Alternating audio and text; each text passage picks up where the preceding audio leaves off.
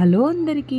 ఇక్కడ మీరు చూస్తున్న ఈ కేక్ వచ్చేసి 1.5 కేజీ 3 కేజీస్లో మనం చేసిన 3 టియర్ కేక్ అనమాట. దీని వెయిట్ డిస్ట్రిబ్యూషన్ వచ్చేసి 1.5 KG, 1 KG, half KG. Use చేసింది వచ్చేసి 1.5 కేజీకి నేను 9 ఇంచ్ టిన్ యూజ్ చేశాను.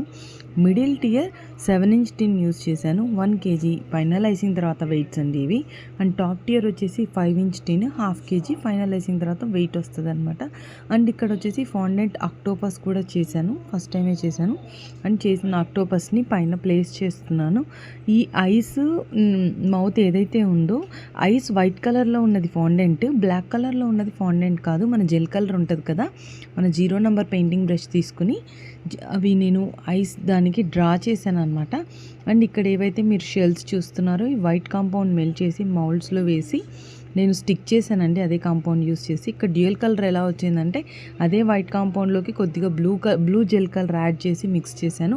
మీకు టిప్ చెప్పనా, కాంపౌండ్లోకి జెల్ కలర్ యాడ్ చేసినప్పుడు ఒక డ్రాప్ ఆయిల్ వేసి దాంట్లో మనం జెల్ కలర్ కనుక యాడ్ చేసామంటే మనకు వైట్ కాంపౌండ్ అనేది విరిగినట్టు రాదు. ఇది టిప్ మీరు గుర్తుపెట్టుకోవాల్సింది.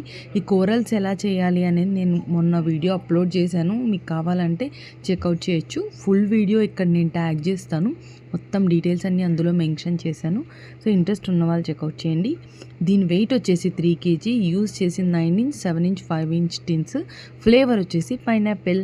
ఫైనల్ పిక్ క్లాస్లో ఉంది. ఈ రోజుకి ఇంతే, ఉంటాను, బాయ్.